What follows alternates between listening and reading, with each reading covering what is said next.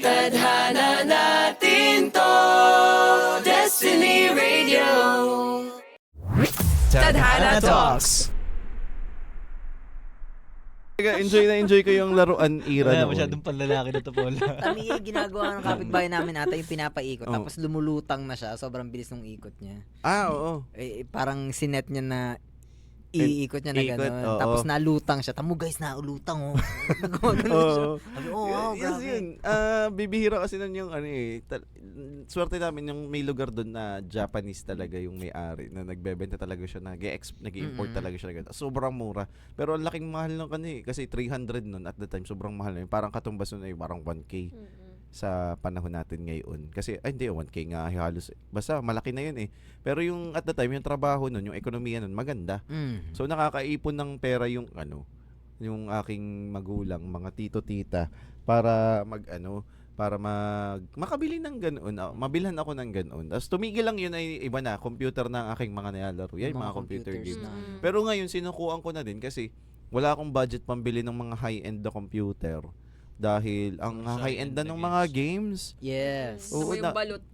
na-realize ko nga lang dun sa yung inopen ko yung Steam ni Papa Del, yung Steam ng account niya. Tapos nandun yung mga AAA games. Naramdaman ko yung pagkabata ni Kuya Carl. Oo. Na-excite siya doon sa mga game. Oo. Ay, natuwa ako kasi... kanina. Oo. Well, kahit yung ba'y nalaro ko na dati, yung nalalaro ko sa computer shop, Di ba? No? hindi ako mahilig sa labanan. Gusto ko yung mga story-driven na... Ako din. Oo, Yeah, laro. yeah. Yung kwento, yung wala kang kalaban, hindi ako magaling kasi hindi ako gamer na magaling sa labanan. Pero doon sa story, mas gusto ko pati yung may dialogue, yung nagkikwento, yung tanda ko dati na trauma ako sa Call of Duty. Ay, yung mga Yung betrayal doon. Oo, nung huli ay, spoiler, yung huli ay, binaril siya. Oo, ni ni General hindi McTavish, si McTavish, si Nikolai something. Oo, iniwan siya sa helicopter. Ah, Ayun. diba? Tama. Oh, grabe ako shock na shock. Tapos yung parang may nilalaro ako dun yung Alan Wake. Alan Wake, na-depressed din ako dun sa ending. Napakaganda din. Ang ganda ng Alan Wake. Yan yung mga games ng Yun, kumbaga, kung ngayon, May kwento ba lang Call of Duty? Nilalaro ko lang yun. Meron. Ang ganda nga ng kwento Iba pa nun. yung Call of Duty ng sa mobile. Meron talaga. Meron talaga silang Modern Warfare. Yeah, Modern Warfare. grabe kaya yung intro nun, yung Modern Warfare 2, yung intro niya, yung talagang nakakasira ng pagkatao kasi ang goal nyo, patayin lahat ng tao sa airport. Sa airport, lalabas yung character mo doon sa elevator, Oo. lahat kayo may kargang Ang problema nun, machine yung gun. character mo na ginagamit, spy pala Spy yun. siya. Wala siyang nagawa kundi patayin yung grabe, nakakasira ng pagkatao talaga yan. Ang ganda. Ang ganda, pero nakasira ng pagkatao. Oo, kung kaya ng loob mo alam kung mo hindi mo naman iniintindi yung laro, baril ka lang ng baril. Yay! Di mo Oo, marirealize na may inner violence ka talaga. Pag binaril yung mga tao, Oo. bang! Tas Minsan yung mga gumagapang na, bang! Oo. Minsan papapiliin ka ng laro. May consequence. Kung papatayin mo ba yung dahil kay espiya, papatayin mo ba yung hostage o papatayin mo yung pinag-iispiyahan mo. Maalin doon may consequence, may mag-iiba yung storya. Mhm. Ang ganda. Kaya na-enjoy ko na ng paglalaro nung ako'y kabataan. Siguro ngayon hindi ko magets na yung gusto kong vibe sa mobile. Pansin niyo hindi ako nag-games sa Iba kasi cellphone. pag sa mobile, less ang story pag mobile games. Pati naranasan ko yung mga overly complicated games like yun nga, Call of Duty, Dota, Defense of the Ancients. Kaya wala nang appeal sa akin ng Mobile Legends. Walang appeal sa akin ng Mobile Legends kasi para sa akin nawala yung thrill. Hindi ko po magagaling po ang mga player ng Call of Duty. Hindi lang din ako talaga mahilig sa mga competition games. So yun yung kabataan ko. Gusto ko yung tapos very very secluded pero okay naman yung mga friends ko. May naman sila. More on gusto ko lagi nung yung may usapan lang kami ng mga klase ko. Ay, tayo magkikita ng ganito bukas ganitong oras. Tapos yun, hindi namin kailangan i-text yung isa't isa. Oo. Nagkikita na lang kami doon. Yes. O kaya, alam namin, natambayan namin yung lugar na yon. So, pag gabi, pupunta lang kami doon. Tapos may pauti-uti, nakakatipon Kaya kami. buong buo pa ang tiwala nun eh. Kasi Oo. alas 3 tayo dun magkikita-kita. Oo. Doon talaga, alas 3 walang chat-chat. Oo. Ngayon kahit may chat na, asan ka na? Oo. On the way. Pati On the yung way. pati yung hindi ko alam, hindi ko maintindihan to sa kultura ngayon ng dahil nakakapag-message na. Dati kasi, halimbawa, hindi ka makakapunta, pupunta ka pa rin doon sa lugar na yun. Tapos sasabihin mo, sorry ha, hindi ako makakaano, aalis na ako. Oo. Siguro dahil simple pa lang talaga ang buhay noon. Sayang lang, hindi namin naabutan yung kalapati yung gamit pang message. Sorry, hindi ako makakapunta.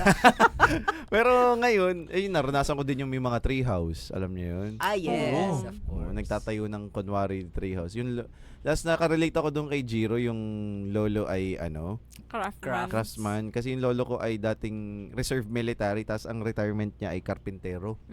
So, nakakabuo yun ng bahay, sementado, nang siya lang. Tapos ayun, kaya nakarelate din ako sa Bayabas. Dati nakita nung aking lolo na ako'y nanonood ng anime na Samurai. Si Samurai X. Oh my God, ang tanda ko na. Si Samurai X, si Batusay. Si Zenki. Nabaliktad ang tali. Si Zenki, kilala mo? Si Zenki, yung may palakol. Oo. Yung kumakain ng kaluluwa. Yun. Ay, sabi nung lolo ko, gusto mo bang, gawang kita ng espada? Sabi ko, ayoko nung itsurang espadang parang nasa, medieval. Alam ko na yung medieval nun kasi may mga libro kami nun Ay, sabi niya, hindi, yung parang pinapanood mo, Samurai X, si Batusay. Gagawin kitang si Batusay. Sabi. Ay, sige. Di ako support yung lolo ko doon. Yun. Kaya siya nung Bayabas. Tapos nagawa ba niya yun? Hanggang ngayon, hinahanap ko pa rin yung samurai kong yun. Mukha talaga siyang, kendo stick. Mukha talaga siya. Ang ganda. Sobrang kinis. Niliha pa niya. Sinukat pa niya. Tapos tinama pa niya yung kurba. Tiningnan niya yung mga record nung kanyang yung mga kasama niya sa militar kung ano yung kurba ng mga gamit ng mga Hapon. Talagang inaral niya. Tapos kaya sobrang na-appreciate ko siya. Patay na nga lang naman siya. Rest in peace, lolo. Sayang, sana ko mahanap mo yun. Gusto kong gawin yun sa akin kung magkakaapo man ako anak. Kasi kaya ko na rin Pero bibili ko na sa Shopee. So gawin pero bibili ko siya. Mas madali na Hindi, kung kaya kong gawin, gagawin ko. Kasi, tas tanda ko dati may sa school, yung may competition ng mga bangka. Gagawa daw ng mga bangka. Yung lolo ko'y gumawa ng yung bangka talagang parang, yung mini barko, ganun. Mini bangka, yung may, pati yung may sa tabi. Okay. Kagawa sa kahoy talaga. Inukit niya yung kahoy na reserba dun sa tapos mukha siyang, parang mukha siyang ng tsinelas. Tapos nilagyan niya nung nakaganon, nakawayan. Tawag dun? Oo. Basta yun. Tapos Katig. Katig. Tapos yung akin ay may sail. Tapos nakokontrol ko yung sail. Gamit yung tali, ginaganon ko sa malayo. Tapos yung mga klase mo nakagana na lang. Yung mga klase ko, nakakahiya kasi nung dinala ko, game na ba tayo? Yung kaklase ko lahat, papel. Sabi ng lolo ko ote mo, tigas mo Hindi sabi ng teacher ko, di panalo na ito, wag ka nang sumali dun sa Hindi na ako sumali, nakakahiya naman. Dapat sumali, wala mo. Hindi pinanood ng mga klase ko kung paano ko, di ako siyabang ko. Naililik ko, nitang ako. Tapos napapaganon ko pa nga yung bangka. Galing. Pero sa isang lang yun, sa isang pool area yun. Tapos yung mga ganong bagay, nami-miss ko yun kasi hindi ko kailangan ng hindi ko kailangan palang bumili ng laruan para sumaya. Tanda ko yung kilala niyo si Commander Bawang? Yes, si Herbert Bawang. Commander Bawang nga ata si Herbert Bautista. GMA siya, diba? ABS pa yun. Yung kalaban niya yung sa Academia. Para hindi Super naman yun. Sa Super Ingo. Hindi pa dun sa Super Ingo, yung una iba pa. Una yung pa. pinanggalingan. Kasi sa Super Ingo siya din yung siya yung commander din kasi siya yung parang siya yung pinaka-superhero. Tapos yung kanyang anak, si Boy Bawang. Si Boy Bawang, si Sam Concepcion. Yes. Pero bago yung Super Ingo, napanood ko yung kay Herbert na kalaban ay mga aswang. Kasi si Herbert din si Herbert ang laging superhero noon si Captain Barbell din siya. Yung tipong pagka-angat niya yung nagiging si Bong Revilla. Yes. Si Edo Manzano pala. Oo, si Edo Manzano. Tapos ayun, ginawan niya ako ng maskara. Nakatulad nung kay Commander Bawang. Tapos ginawa niya ako ng hinanap niya ako ng telang sobra. Ginawa niya ako ng pakpak. Takbo ako dun sa bakanting lote. Tapos binilan niya ako ng bawang. Ninubuhat ka din niya. Oo, ginaganon ako ng lolo ko. Yan, ang saya. Na priceless talaga. Sana ay sa in the future magawa ko din sa Kasi feeling ko naglalaro din yung lolo ko. Pero naglalaro na with me. Yun. Kaya kasi hindi niya na-relive yun kasi siya katas ng ng gera eh. Naabutan niya yung gera. Ayun. Kaya ako'y thankful kay tawag namin sa kanya, hindi lolo eh. Ang tawag namin sa kanya, Kuya Manuling. Kasi yun ang nakikinig naming tawag sa kanya. Kaya kuya. Pero lolo namin siya. Yun. Yun, yung mga ganun. Hopefully, iba ang saya pag naglalaro. Kaya, kaya ko nga kalimutan ng phone ko. Yung tipong halimbawa na-enjoy ko yung kausap ko, tas siya lang yung pag wala akong inaantay mag-reply, halimbawa yung inaantay ko mag-reply, kausap ko. Hindi ko wala akong pakialam.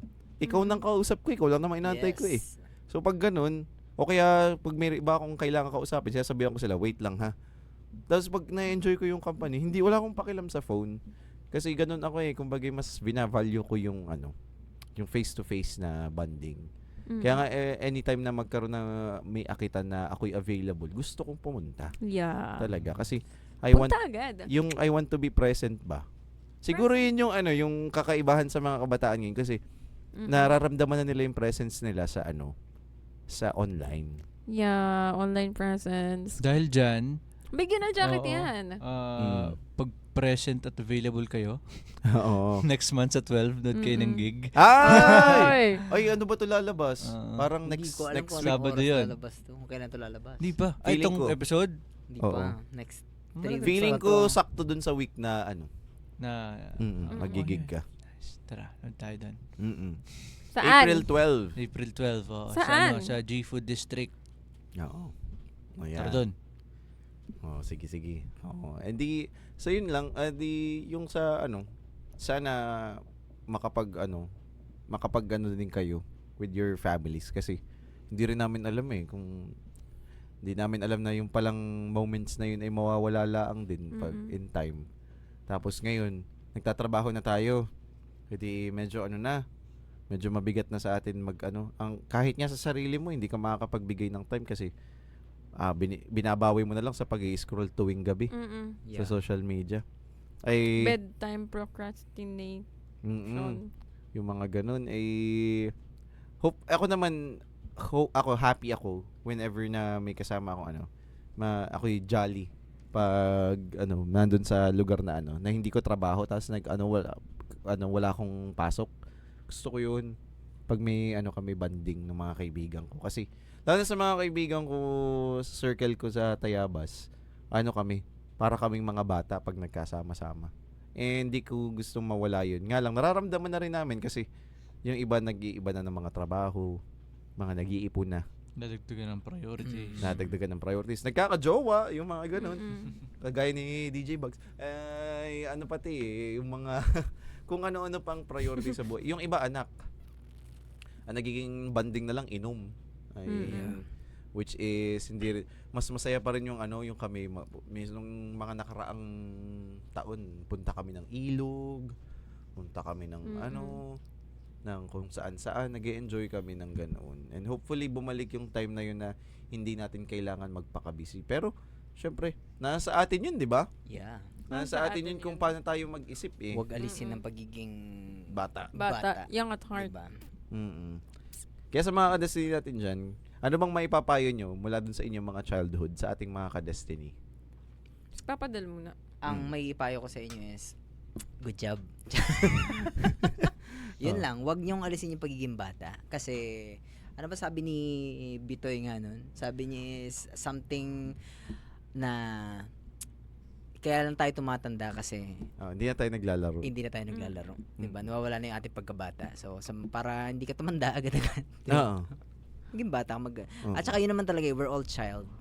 Sa kaloob-looban natin. Nagiging lang tayo. Nagpapaka-matanda lang tayo. Kasi, Gawa ng... Responsibilities. yes, diba? So, let's not remove the childness kasi yun yung happiness sa atin. Yes. So, Ako naman, siguro. If isa kayo dun sa mga dating bata na na-enjoy yung childhood nila kasi na-experience niyo yung mga ganap sa labas, 'di ba? Yung before yung era ng internet ng social media. I think kung tuwan-tuwa kayo dahil ganun yung naging childhood nyo, try or at least gawan nyo rin ng paraan na ma-experience din yun ng mga anak nyo. Kasi Mm-mm. medyo mahihirapan nga lang kayo kasi iba na na yung era ngayon. nila eh. Sa era natin dati. Pero if there's a way, do it. Kasi alam nyo yung benefit nun sa tao simula pagkabata paglaki. Kasi na-experience nyo yun mismo. So if you have the chance to do that to your kids or to your future kids, do it. Yeah. Do it. Ikaw Yes. naman, DJ Bugs. Huwag seryosohin ng buhay, semantics. Open and close parenthesis, semantics. Baka masyadong illiteral eh. Bahala kayo kung paano nyo iisipin yun. Kasi gawa ng, pili ka ng playground mo. Tingin ko lang, life is a playground. Diba? Hindi ko masyadong sinseryoso. Pero may time na medyo nawawala yun sa aking mindset. Pero it's okay. Oo. Tsaka balance. Kumbaga, minsan kasi may time na masyado mong iniisip yung mga responsibilidad tapos masusolusyonan mo naman in the future, pagkatapos hanggang sa kainin ka na noon nung mga pinag-iisip mo, nalilimutan mo na. Kaya naman mamuhay ka na parang isang bata. Yan. Oo. Gumala ka hanggat nais mo. Oo. Ang pera ay babalik. Ang oras mo'y hindi. Ang oras mo hindi. True. You'll never be this Tunay. young again. Oo. Live life to the fullest. Wala. Sayang eh. Okay na. Ay, nako. Okay na eh. Sayang eh. So Sayang. dramatic and serious Take na two. eh. Take two. Live life to the Live fullest. Content na eh. Motivational to comedy. Live life to the fullest. Yan. Ayan. Remember, you have to keep memories. Yan. Oo. At sa akin naman, papayo ko sa mga kadasini natin dyan, okay lang mag-heal ng inner child, pero there is also a place or a time kung saan i-heal yan. Minsan ay hindi na rin maganda yung sobra nating hinihil ang inner child natin. Pero when the time, hindi naman when the time is right eh. Para lang din gumanda ang mental health nyo. Also heal yourself. Yan. And your Yes. inner child. Yan. Bili kayo ng mga laruan din yung nabili dati. Tama. Bili kayo ng mga bagay na gusto nyong makamit ng bata kayo kahit face out na siya, yung hindi na siya nagagamit pero gustong-gusto mo. Bili mo. Kung kinita mo naman yun eh. Oo, pakiba nila kung gusto mo uling mag-kolekta ng laruan. Pakilan ba nila kung gusto mo uling maglaro sa computer. Yung Yes. happiness is a choice. Kaya talagang piliin mo ang kaligayahan mo. At kung magkakaroon ka ng asawa, pumili ka rin ng partner na makakaintindi sa iyo. Yes. Yes. True. Amen. Na may sarili din siyang ganon. Ako lang ang Oo. nag-amen. Amen. Ano ba yan? Oo, Amen. Amen. Oo. At yun lang po ngayon sa aming episode. Muli po ako po si Kuya Carl. Ako si Bugs. Ako po si Jiro. Papa Del. At yun lang po ang aming episode for this day sa ating episode 5 Oo. sa ating Alam ko Tadhana ng Talks. episode na to. Sa ating titty. Muli po, maraming salamat. Bye-bye. Tadhana natin to, Destiny Radio. Tadhana Talks.